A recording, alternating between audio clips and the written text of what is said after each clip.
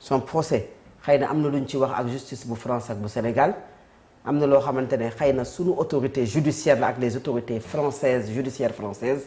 seeni mbir la mais terewul ba tey mi ngi ci ay tweetam ak di def ay émissions pour di wax ci li nga xam ne moom mooy sunu actualité réew et jusqu'à même accuser des juges ou bien un juge du Conseil constitutionnel parce que tout simplement kooku dafa jàpp ne dafa gisante ak Ousmane Sonko un Sénégalais qui a été Premier ministre comme ni nga ko waxee su fekkoon ne loolu am na koo xamante ne est-ce que aujourd'hui dañuy tànnal nit Mansour kan lay waxal ak kan lay gisante ça c'est un. Deuxièmement mooy am na ay nit yoo xamante ne man suñu waxee li tax seeni wax duma ko gëm mooy dañoo yàgg di wax yooyu teggeeku quand bu fekkee da ngaa xëy tweeté ne diw génn na Sénégal daw na ma nga dem Émirats Arabes Unis dafa daw ku maywul du ñëwaat mi ngi jóge aéroport Léopold Sédar Senghor il est parti telle heure ñëpp teg seen loxo seen gémmiñ ku nekk di def ay recoupement di wuti information au final c'était un voyage boo xam ne Sénégal dafa demoon loolu moo indi woon swaps bi nga xamante ne Sénégal jëli woon na ko mu toll ci ay milliards te loolu li ko firndeel mooy même les députés de l'opposition Mansour d'accord ñu ci ba def une commission d'enquête parlementaire parce que jàpp nañu ne xaalis boobu ñu jëli woon ñoom am na lu leen ci leerlu kon ça veut dire que yow la nga waxoon ak la am ça fait deux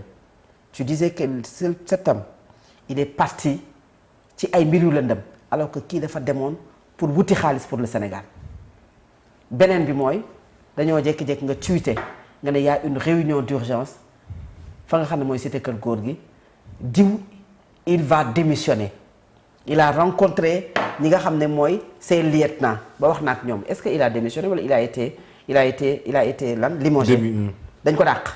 léegi yow yooyu noonu yëpp ay wax yu ko indi te mënoon naa la waxal. mais nag kay wax la de téléphone baram bi mu nee diw. rencontré na ay lieutenants. fekk na boobu nit ñi yëg nañ ne la rencontre bi am na. waaw mais yëg nañ ko. waaw yëg nañ ne il va démissionner góor gi. parce que lan moo ko jottali loolu parce que Ousmane Sonko bi mu génnee nee na ci mujj gisanteem ak président li mu ko sàkku mooy nañu tàqali ko mais nañu génne ci biti ni yow yaa jël sa décision démissionner. mu ne ko dama ko def. mais bi muy wax loolu sax loolu ñëw maa ngi dem kër ga su ma ba mu demee kër ga la gis. non bi muy wax loolu sax loolu vendredi jour bi Ousmane Sonko defee question d'actualité. la ko Bassirou Diomaye Faye woo. premier jour ba mu dajee bi ñu naan mi ngi cité kër góor gi fa lay recevoir ba ay El Hadj Malick Ndiaye ak Ayib Daffé ak ñoom ñëpp nekk fa ci la génn wax yooyu te mënoon naa lim Mansour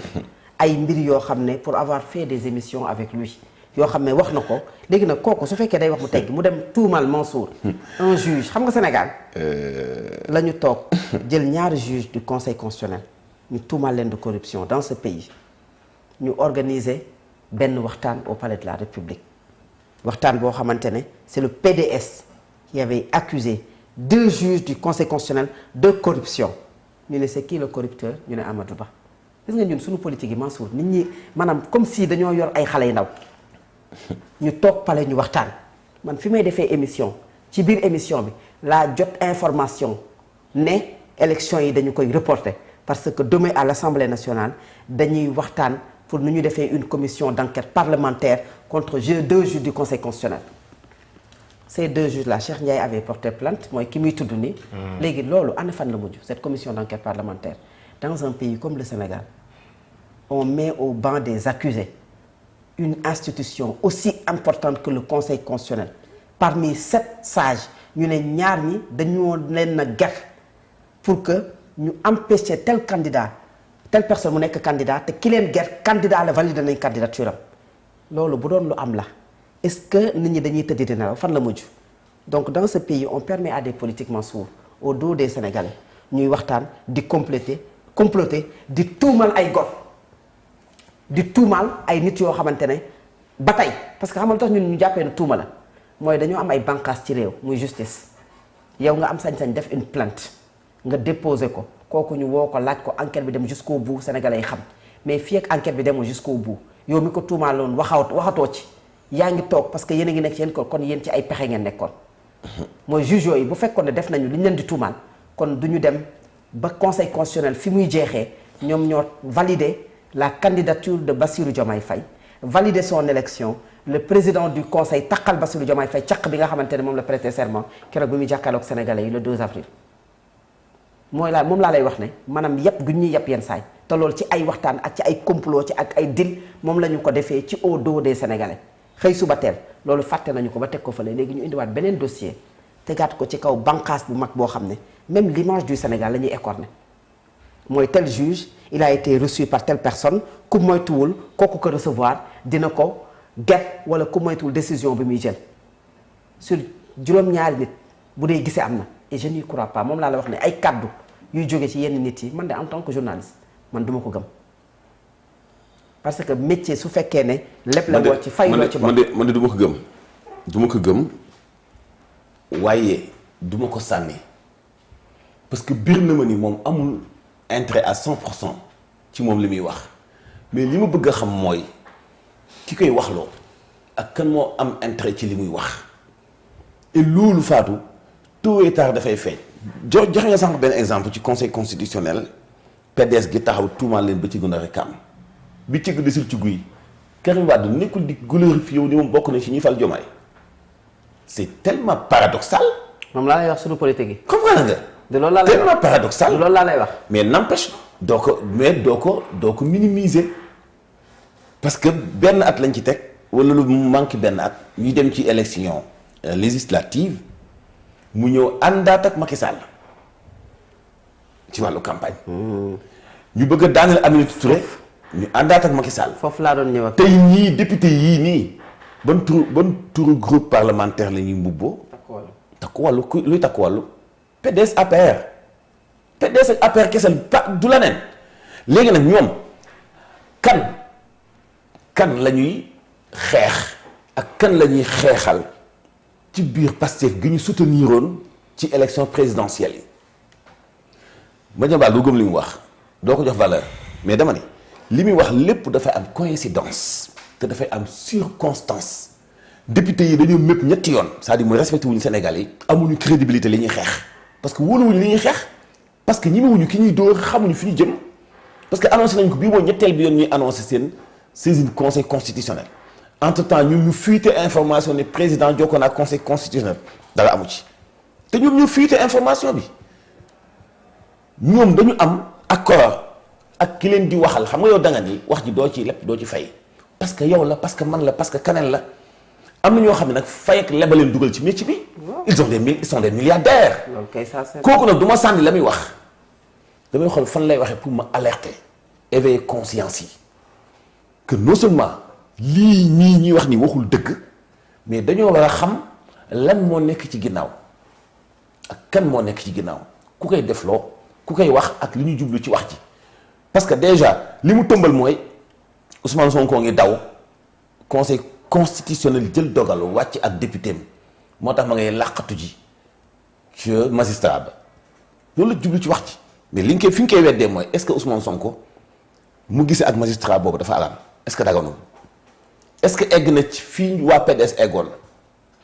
est-ce que egg na fii ñeneen eggoon. xam nga li ngay wax ni sama mbokk ya nekk Përi Ndiaye sax xam nañu ne wax ji c'est pas gratuit. lëf la waaw kay xam nga nit su dee wax avant 2021 muy wax 2024 mu bind livre bindaat livre dem rejoindre benn coalition dem nekk fa ci liste ba kooku mënatoo ko boole ci ñun ñi mooy dafa war a ne moom fii la far jël kartam ànd ak ñële ba pare nekk ci benn combat wam kon kay kooku xam nga li koy wax loo Mansour léegi nag est-ce que wax yooyu lu ñu war a téye la wala wax yooyu chaque jour saa bu ko waxee dafay am lu koy teggi la bu la neexoon nga nekk un journaliste d'investigation quelqu'un qui donne des sources et qui fait des tweets tout le temps chaque jour Mansour nga jot information boo xamante ne kenn jotagu ci mais tu prends la responsabilité parce que être journaliste c'est également être responsable la responsabilité loo xam ne boo ko waxee ban njariñ lay amal Sénégal parce que yow sa jëmm war la mën a intéressé li la war a mën a intéressé mooy sénégalais yi ban importance leen di amal alerte oui c'est bon mais koo xamante ne depuis Mansour pendant 10 ans bàyyi ba nëgën si suba bàyyi ba nëgën si suba gars yi li ñu coordonné tey bu ma yoon créé taxaw ci table ba génnee la schéma bi ñu wax juñu la sànq émission bu ngand bi am ngoon je suis d'accord avec am na toi. émission buy am ngoon non je suis am na yeneen ak yeneen yi Mansour dès le départ laa ne aujourd'hui nga ne du ñu def recours nga xëy suba teel ñu dem def recours maanaam tout est calculé et c'est bien coordonné li ngay wax noonu yi jiite woon xeex ba bokkuñu ci non c'est bien coordonné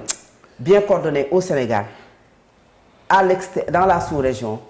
à l'extérieur maanaam boo demee ci pays c'est bien coordonné ci ay doomu Sénégal yoo xamante ne du ñu nekk sax Sénégal mais dañuy yàq wala dañu nekk ci benn combat contre une personne te ñun li ñu ñor moom mooy Sénégal lu préserver la stabilité de ce pays lu préserver les institutions ba nga xam ne du ñu perdre seen lustre d'antan. C'est ce qui nous intéresse moom moo tax ñuy débattre loolu ngay wax moi je suis tout à fait d'accord que ne ce n'est ni fortuit ni gratuit. C'est bien calculé et bien coordonné. Et li tax muy rajax gi di wax tuuti fële moment bii nii parce que tout simplement ils veulent une chose mooy que le Conseil constitutionnel invalide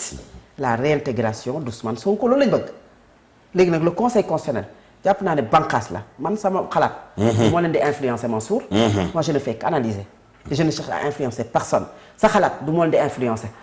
ñoom également seeni manigance ak seeni calcul influencé wu leen moi je pense qu'ils vont mettre l'intérêt du Sénégal au-dessus de tout et l'intérêt du Sénégal moom mooy dans ce pays il y a la séparation des pouvoirs dans une démocratie on ne change pas les règles du jeu on ne change pas les règles en cours du jeu maanaam élection moom moo am l'élection a été validée par le Conseil constitutionnel il y a des membres yoo xamante ne ñoom ñoo nekkoon ci élection yooyu ñu tabb leen comme ni ñu tabbee benn Thierno Alassane quelqu'un d'autre boo xam ne député la noonu la ñu tabbee ñeen ñu nekk député quelqu'un boo xamante ne da nga jóge sa poste député dañ la wax ñetti raison malade congé wala dem dans le gouvernement mais dellusiwaat nga récupérer nga sa poste le Conseil constitutionnel moo ñu gën a xam droit il va dire le droit gis nga ay tuuma que quelqu'un tuuma yooyu ngay def noonu pour alerter pour tiital nit ñi pour wax leen ne Ousmane Sonko mi ngi manigancé ak un juge du Conseil constitutionnel pour que ñooñu ñu braqué wu pour di def ci xelu nit ñi loolu yëpp ce sont des stratégies Mansour que xoola sama maamu baykat yi nekk Pari Ndiaye xam nañu ko asantumaak ñun ñi nga xam ne ñooy toog di analyser Sénégalais yi ñuy seetaan xam nañu ko mais je pense que le Conseil constitutionnel du Ousmane Sonko moo koy influencer wala ko ànd ak Ousmane Sonko du ko contre Ousmane Sonko wala ko am une haine viscérale moo koy influencer il va dire le droit et le droit mooy li nga xamante ne moo nekk ci loi bi et elle est au-dessus de tout du président de la République du président de l'Assemblée nationale de tout le monde parce que elle est rendue au nom du peuple et le peuple sénégalais est un peuple souverain c'est tout maintenant yow ku nekk ci pexe juba ko gën te moo ko gën a yomb moo tax pendant ku nekk ci ay pexe pendant 10 ans Mansour xam nga ku nekk ci ay pexe pendant 10 ans bu sa pexe jooyoon juboon kon doo sax coaliser ak Bassirou Diomaye Faye parce que bëggoo woon mu toog parce que yow ka nga bëggoon mu toog da nga àndoon ak moom ba bindal ko livre soo nekkee ci ay pexe pour faire les yeux doux à Bassirou Diomaye Faye wala pour neexal ko sa pexe jubul kontaanoo Mansour moo tax ñun ñoo leen gën a feex xam nga tax gën leen a feex mooy maanaam ginaaru kenn nenu la ci ñu baal ma ci kàddu gi ma sàmba woo ma demba woo jul li nga jàpp ne mën nga koo wax te mu jariñ Sénégal moom ngay wax waaye kii jàpp ne moom lii bu ko defee parce que dafa am benn règlement de compte wala dafa am ay calcul yu nekk ci ginnaaw wala dafa am loo xamante ne moom moo nekk ci ginnaaw sonn ngay def loin de ta famille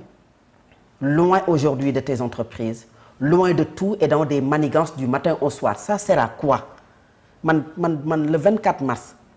2024 laa jàpp ne bu pexe doon jeex Sénégal kuy def pexe soo amee as ngëm tuuti di nga xam ne yàlla ji noppi na quelqu'un qui a battu campagne pour 10 jours il a été élu président de la République du Sénégal bu lalawul ci pexe boo xamante ne sunu borom képp la neex quelqu'un boo xamante ne pendant des années mi ngi bëgg a nekk président de la République yàlla joxu ko moom mu désigner keneen xëy na foofu mu am nangu gi kooku ñu def ko mu nekk njiitu réew yéen ñi ànd ak moom tey di ko plébisciter bu seen pexe jooyoon liñ mu bëgg tey moom du ko am parce que vous l'avez combattu ñun nous sommes témoins sur les plateaux de télé et aujourd'hui parce que y a une division et y a une division y a deux hommes yoo xam ne bokkatuñu vision politique et puis pour combattre cet homme yéen jaral na leen lu nekk mais bu leen ko jaralee ngeen dem mais les Sénégalais sont témoins de l'histoire parce que yàggul dinañu xam le futur parce que le Conseil constitutionnel dina génnee li nga xam ne moom mooy résultat yi et man sama gis-gis ak sama gëm-gëm mooy c'est une institution importante que li ñu leen di wax nii ay diw gis na ak diw gis na ak diw lijjanti wuñ ko sax ñun ñoo koy débattre nii parce que gënoon na metti gënoon na grave 2 juges nga tuumaal leen Mansour de corruption yóbbu leen assemblée nationale ñu tam leen député yi ku jóg wax ba géex ñii di tàccu ñii di xuloo ñii di dagg sante ñu pare def un simulacre de dialogue